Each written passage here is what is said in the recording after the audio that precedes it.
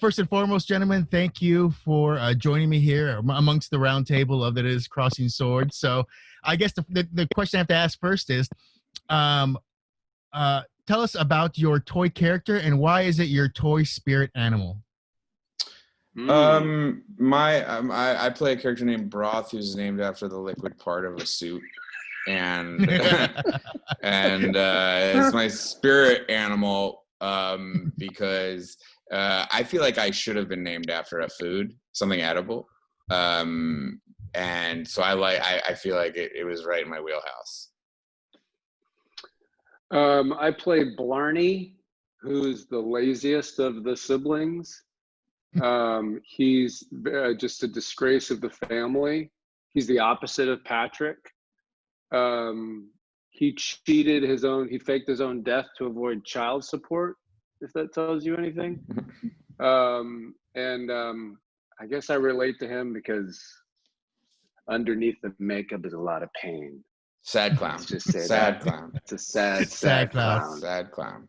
Well, Tony, I have to ask too, because you go from Toy Story and Forky, and then we get into the world of like Harley Quinn and Crossing Swords. I mean, do you eat something different in the morning to kind of get that dirtiness? Like, do you push a kid off into the grass? I mean, what do you do to get ready for these kind of darker characters? You know my process so well. Find a kid. Find a kid. I mean, keep in mind, I was on Veep for 7 years, which I don't think it gets any more crass than that. So the language of Crossing Swords resonated with me with Veep. But it's fun. It's fun to like switch it up, and I also love just putting this kind of crass into like the Renaissance era. It's just really fun to play with that, and it's a blast. Do different stuff.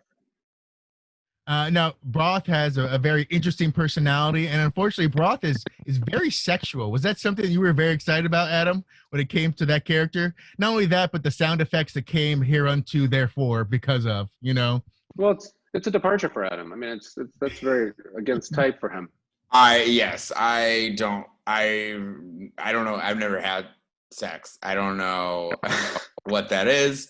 But I was very excited to read up on it, and fingers crossed that today is the day. Go to the library. I went to the library. I read a bunch of sex books.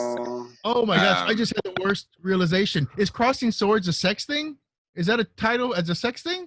No, I think it's a urinating thing. Oh, okay. Sorry. I mean, please anyway, continue. Back to my story. So I was in the library reading sex books and immediately thrown out. I was thrown out because I brought the books to the library. And that tracks. They were my own. No, I actually like when you get a script and you're like, oh, that's, something like anytime there's something that could theoretically make you embarrassed or feel scared or whatever, it's like, yeah, you want to do that. So I was it's excited. Also like we were both fans of Robot Chicken, so you knew you were kind of getting into something that was going to be good. And I loved we both loved the whole stop motion angle. Yeah. So Tony, I have to ask, if a little kid comes up to you, a fan of Forky and Toy Story, but they ask you, what's Crossing Swords? How do you tell them in a nice, friendly manner what this show is, and maybe why they as a kid should wait a little while? I would probably answer it the same way because I've had kids come up and say, should I watch, just dropped my phone, guys, apologies. Should I watch Veep? And I said, no, I would definitely wait on that. The content is a little stay in.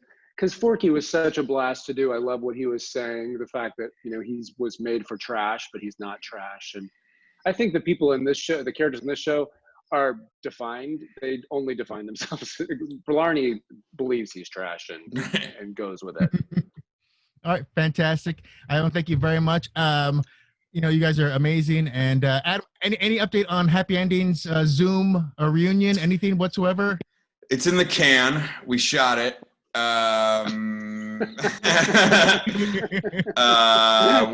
to see. I wish I had more than that, but we did it.